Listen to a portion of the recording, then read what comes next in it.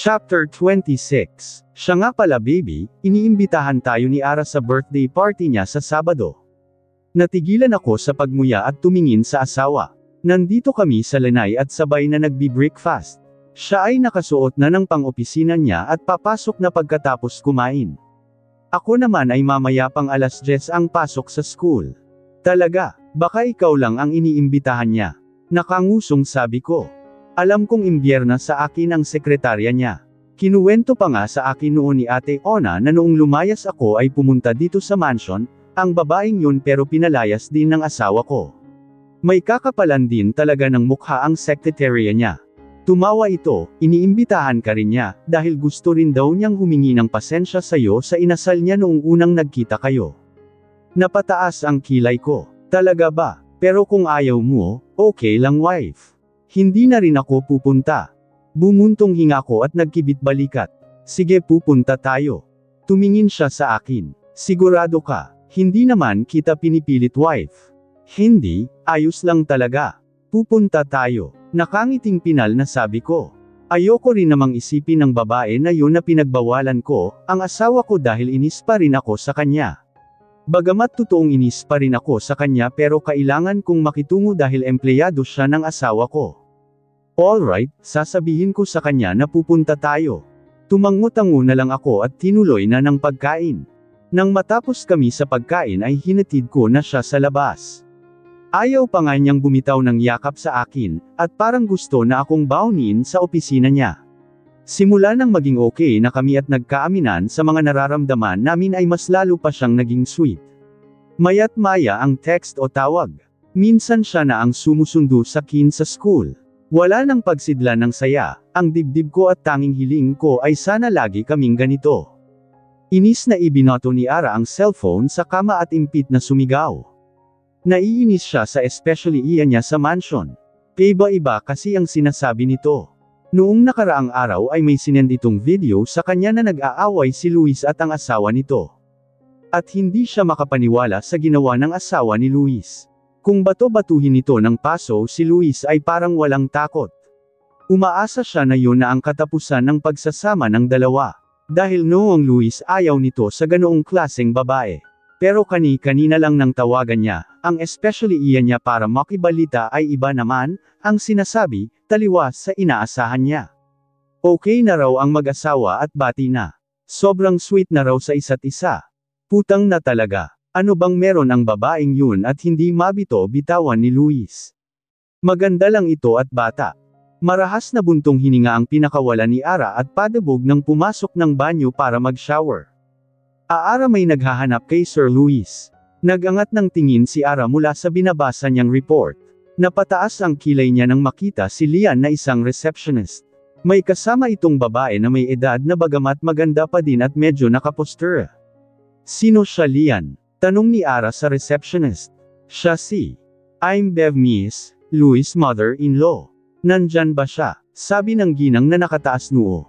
Lalo namang napa-arko ang kilay ni Ara at tiningnan mula ulo hanggang paa ang ginang. So ito pala ang nanay ng asawa ni Luis. Pero parang hindi sila magkamukha. Oh well, ano bang pakialam ko? I'm sure like mother like daughter. Siguradong parehas silang mukhang pera. Sa isip-isip ni Ara. I'm sorry ma'am, pero wala po dito si sir. Kumunot ang noo ng ginang. Pero ang sabi ng receptionist nyo nandito daw. Oo, kapapasok lang ni sir kanina diba? Ani Lian. Nagkibit balikat naman si Ara. Ewan ko, pero wala pa dito si sir. Kung gusto nyo hintayin nyo na lang o kaya bumalik kayo bukas. Pero di ako sure kung makakausap nyo siya dahil hectic ang schedule ni sir. Ganon ba? Sige. Ara, okay na ba ang report na hinihingi ko? Natigilan sa pagsasalita ang ginang nang bumukas, ang pinto ng office at sumungaw ang ulo ni Luis. Napaikot naman ang mata ni Ara. Wrong timing talaga. Aheto na Luis. Nakangiting inabot niya, ang report na binasa niya kanina kay Luis na ngayon ay kunot noong nakatingin sa ginang. Mommy Bev, ano hong ginagawa niyo dito? Tanong ni Luis sa ginang na, hindi man lang siya tiningnan ng kunin sa kamay niya ang folder. Pasimpleng umismid na lang siya. Lumapit naman ang ginang kay Luis at mabait na ngumiti. Iho, pwede ba kitang makausap? Sure. Pasok ho kayo. Ara, pakitimplahan naman ng kape si Mommy. Utos ni Luis sa kanya. Awag na iho, baka di masarap magtimpla ng kape ang sekretarya mo, sumakit pa ang sikmura ko. Anang ginang na tiningnan pa siya mula ulo hanggang paa na tila inuuri siya sabay irap. Sige ho, kayong bahala. Niluwagan ni Luis ang bukas ng pinto at pinapasok, ang ginang bago sinarado ang pinto. Napaawang ang labi ni Ara habang nakatingin sa saradong pinto ng opisina. Inis siyang bumuga ng marahas na hininga. Di siya makapaniwala sa inasal sa kanya ng ginang. Ina nga ito ng babaeng yun. Upo ho muna kayo, Mommy. Minuwestre ko ang kamay sa upuan. Salamat iho. Umupo si Mommy Bev sa mahabang couch. Umupo naman ako sa single couch at tinukod ang dalawang siko sa tuhod. Ngayon ko lang ulit siya nakita. Ang huling kita naman ay sa mansion at hindi maganda ang tagpong iyon. Bagamat wala naman akong sama ng loob sa kanya, lalo na at okay na kami ngayon ng asawa ko.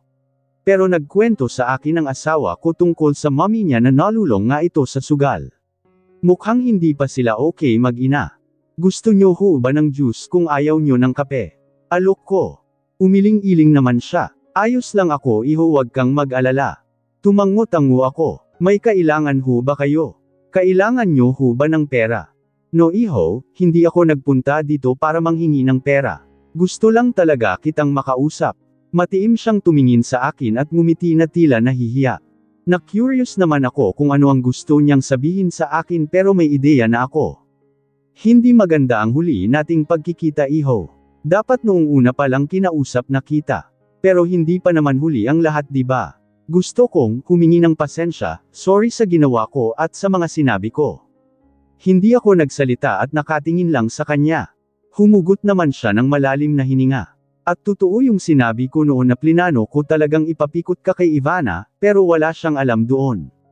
Sarili kong plano yun. Kaya sana wag ka nang magalit kay Ivana. Nagsusumamo ang bakas ng mukha niya.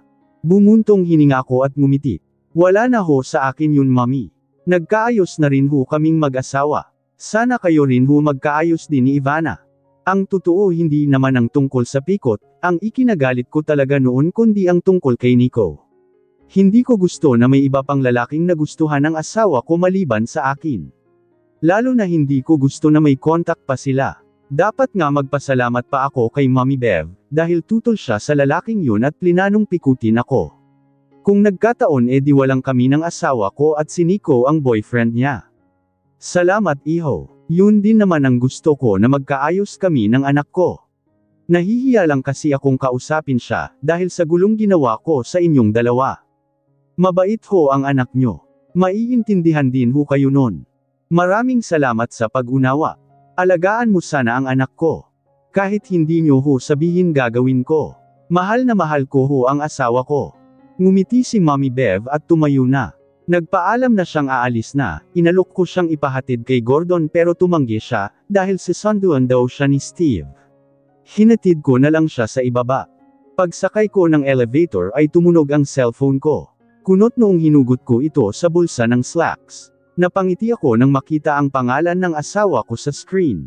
Agad kong pinindot ang green button at tinapat sa tenga ang cellphone. Hello wife. Nakangiting bati ko sa asawa sa kabilang linya. Tumayo ako sa dingding ng elevator at sinuksok ang kamay sa bulsa. Pauwi ka na ba? Napakagatlabi, ako nang marinig ang malambing niyang boses. Tiningnan ko ang oras sa relo. Mag-aalas 5 na ng hapon. 30 minutes pa wife. Why? Miss me. Tumawa ang asawa ko sa kabilang linya. Pati tawa niya malambing din. Napamura pa ako sa sarili ng kumislot ang alaga ko sa loob ng slacks ko. Boses lang niya ang naririnig ko, nagiinit na agad ako. Medyo, pero may kailangan ako kaya ako tumawag. Okay, what is it? Ano, bago kayo umuwi ni Kuya Gordon baka pwedeng dumaan muna kayo sa convenience store. Bili mo ko napkin. Ubos na pala yung stock ko, tapos bigla akong nagkaroon ngayon lang. Yung may wings ha. Nawala ang ngiti ko at bahagya akong napangiwi sa narinig. Pakiramdam ko natalo ako sa malaking pusta. Naknampucha. Mukhang ilang araw akong madjejeta. Gusto ko na siyang buntisin pero may usapan kami na saka nakapag-graduate na siya. Gusto ko na rin kasing magkaanak. Medyo naiinggit na rin ako kay Jace na may isang anak na at kay Lawrence na malapit ng manganak ang asawa. Syempre hindi na rin ako bumabata. Okay wife, anong brand ba ang bibilhin ko? Sinabi niya ang brand at wag ko daw kakalimutan yung may wings. Alam ko naman ang napkin, ilang beses ko na rin siyang nakikitang naglalagay noon sa panty niya. Nagpaalam na ang malambing kong asawa. Ako naman ay excited na ring umuwi. Pwede naman akong umuwi na at baunin na lang mga papeles. Sinipat-sipat ko ang sarili sa life-sized mirror dito sa loob ng closet room. Suot ko ang isang semi-bodycon dress na kulay puti na above the knee ang haba. Strap sweetheart ang style ng neckline nito kaya kita ang mupuputing ibabaw ng dibdib ko. Bahagya ding nakasungaw ang cleavage ko pero hindi naman masagwa. Kinuha ko sa shoe rack ang nude silver 4 inches kung open toe sandals, at lumabas na ng closet room para mag-ayos na ng buhok. Wala ang asawa ko sa kwarto. Malamang ay lumabas dahil may kausap siya kanina sa cellphone. Pero nakabihis na siya at ako na lang ang hinihintay niya. Natagalan kasi ako sa pag-decide kung ano ang susuotan. Umupo na ako sa harap ng vanity mirror at nag-umpisa ng mag-apply ng makeup. Simpleng makeup lang naman ang ia-apply ko. Ngayong gabi kami pupunta sa birthday party ng sekretarya niya. Kaya dapat maging presentable ang hitsura ko. Pagkatapos kong mag-makeup ay inayos ko naman, ang buhok kong hindi lalampas sa bewang ang haba. Hinati ko lang ito at inipit ang dalawang side sa tenga. Hinayaan ko lang itong nakalugay. Gabi naman at hindi na mainit. Nang makontento na ako ay sinuot ko na ang sandals ko. Bagay sa mapuputi kong paa na may mahahabang daliri, ang sandals na bagong bili ko. Bagong pedicure din ako kahapon. Kung hindi nga lang kami a-attend ng birthday party, hindi ako bibili ng sandals at magpapa-pedicure. Pero kasi, ayokong magpakabog sa sekretarya nito. Napanguso ako. Kahit kailan ay hindi ako nakipagkompetensya sa kahit sino. Ngayon lang dahil alam kong, ang babaeng yun ay may gusto sa asawa ko. Napalingon ako sa pinto nang bumukas ito. Pumasok ang asawa ko na nakaawang, ang labi, na pinasadahan ako ng tingin mula ulo hanggang paa. Na-conscious naman ako bigla. Ayos lang ba? Tanong ko at bahagyang umikot. No wife. Sagot niya. Napasimangot naman ako. You're perfect. Agad nawala ang simangot ko at napakagatlabi. Talaga. Lumapit siya at sa malapitan naman ako pinagmasdan. Yes wife. Pero parang masyado kayatang maganda. Umikot ang mata ko pero sa loob-loob ko ay tuwang-tuwa ako sa sinabi niya. Bolero. Fair na nga. Ay ako sa kanya. Kakaiba na kasi ang tingin niya sa akin. Parang gusto na niya akong ihiga sa kama. Marupok pa naman ako. Kinuha ko na ang silver Swarovski clutch bag na binili niya sa akin. Matagal na niya itong binili pero ngayon ko lang gagamitin. Sabay na kaming lumabas ng kwarto. Di ko naman mapigilan ang humanga sa kakisigan niya. Bagay na bagay sa kanya ang suot na blue-gray suit. Ang gwapo-gwapo niya. Para talaga siyang modelo na nakikita ko sa internet. Ang mamahalin niyang tingnan at para siyang royalty. Kung sa bagay mamahaling tao naman siya kaya dapat bagayan ko siya. Wow! Ang ganda-ganda niyo naman po ma'am at ang sexy niyo pa. Bulalas ni Ate Ona. Oo nga ma'am. Para kayong artista. Segunda naman ni Ate Lucy. Anong parang artista? Daig pa ni ma'am ang artista. Siguradong marami siyang kakabugin doon. Sabat naman ni Ate Che. Natawa na lang ako sa kanila at natutuwa sa paghangang nakabukas sa kanilang mga mukha. Kayo din po sir, ang gwapo niyo po. Bagay na bagay po kayo ni ma'am. Sabi ni Ate Ona. Salamat Ona. Nakangising sabi ng asawa ko. Mag-enjoy po kayo doon sir, ma'am. Nakangiting sabi naman ni Manang Leng. Salamat Manang. Nakangiting sabi ko din. Nagpaalam na kami sa kanila at lumabas na. Nasa harapan na ang kotseng gagamitin namin. Yung kotseng biktima ng pambabato ko ng paso. Mabuti na nga lang di nabasag ang salamin. Parang ang walang nangyari dito dahil may kantab pa rin. Ay nalalayan niya akong pumasok sa passenger seat at maingat na sinarado ang pinto. Kinausap niya muna sila Kuya Gordon at Kuya Nanding bago umikot sa driver seat. 20 minuto ang lumipas ay pumasok kami sa isang eksklusibong subdivision. Nakarating kami sa isang malaki at modernong bahay na puro salamin. Namangha ako. Malaki ang bahay ni Ara. Hindi nga lang kasing laki ng mansion ng asawa ko.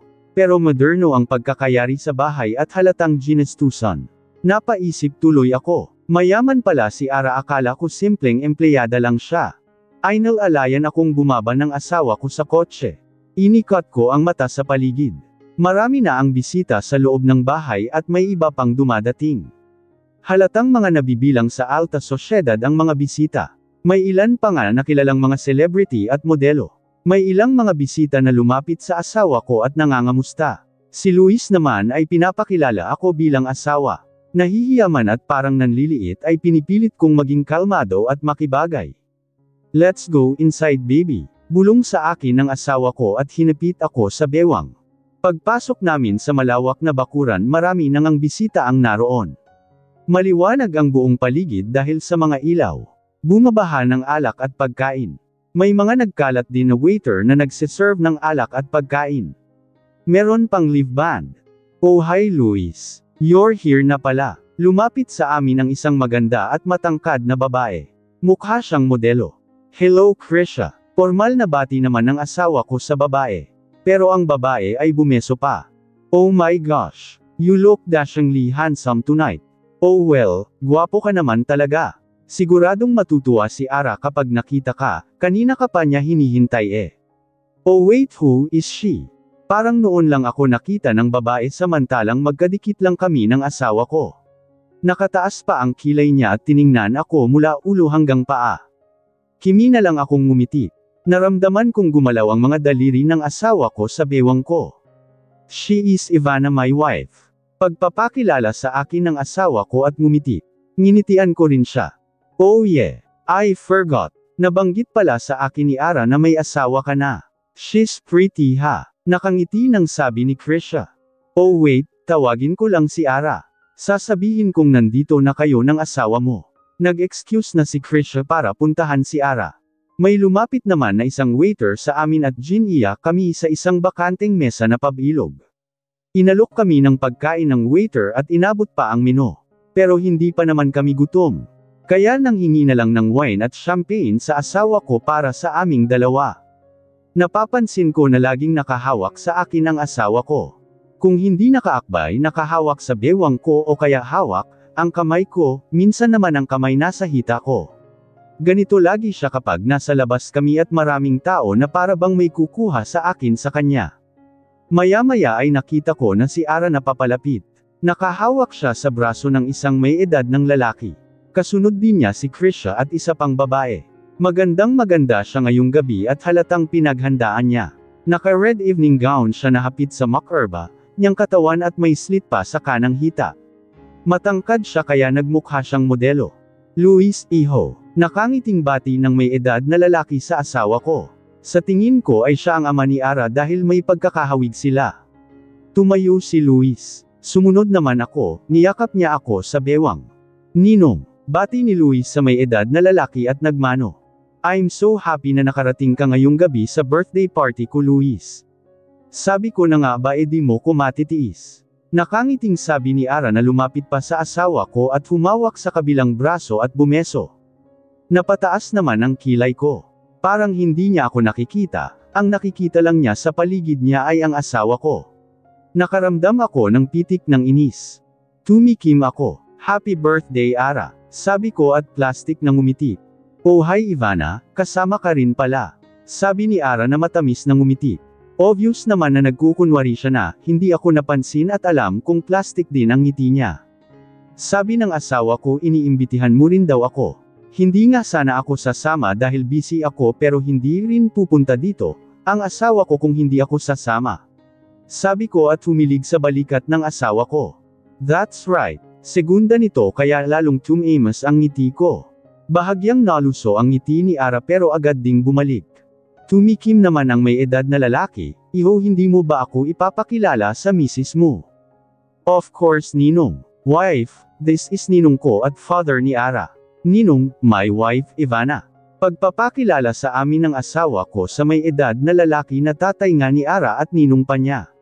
So it means magkinakapatid ang dalawa. Kaya pala iba ang asta ni Ara. "Nice to meet you, Iha. You look so beautiful." Nakangiting sabi ng ama ni Ara at nilahad ang palad. Tinanggap ko din ito at nakipagkamay. Nice to meet you din po sir. Call me Ninong na lang diniha, tutal asawa ka naman nitong inaanak ko.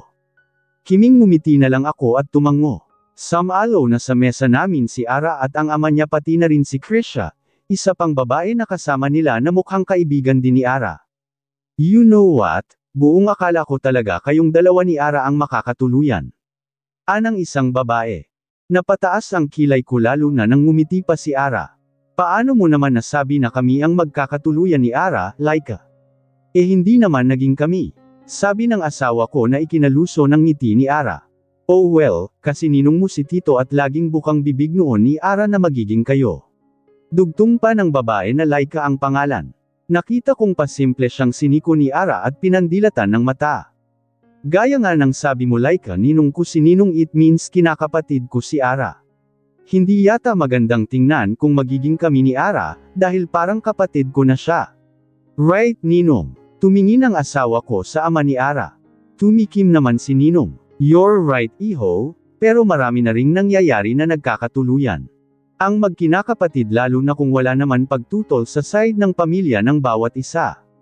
Ang sa akin, kung ikaw ang makakatuluyan ni Ara ay ayos na ayos lang sa akin. Lalo na sa papa mo kung nabubuhay pa siya, naalala ko noon tuwang-tuwa siya kay Ara. May usapan pa nga kami noong college pa kami na, ang mga anak namin ang dapat magkatuluyan. Siguro kung nabubuhay pa ang papa mo siguradong gugustuhin niyang si Ara, ang mapang-asawa mo. Maasim akong ngumiti sa sinabi ni Ninong. Tila din may kumurot sa puso ko. Kung mag-usap sila parang wala ako. Oh well, to tell you frankly Ninong, kahit nabubuhay pa si Papa at gustuhin niyang si Ara, ang mapang-asawa ko ay hindi ko pa rin siya susundin. Ara is not my type. Para ko lang siyang kapatid. And I'm so lucky I found my perfect woman and I am happily married to her. Ani ng asawa ko na mapupungay, ang mga matang tumingin sa akin at hinalikan ako sa sentido. Tila naman may kumiliti sa tiyan ko at bumilis ang tibok ng puso ko. Kinilig ako sa sinabi niya. Ako rin naman maswerte rin sa kanya. Kung ano naman ang kilig ko ay yun naman ang pait ng mukha ni Ara. Ang dalawa niyang kaibigan ay mga nakangiwi. Si Ninong ay nagkibit balikat na lang at tinawag ang waiter.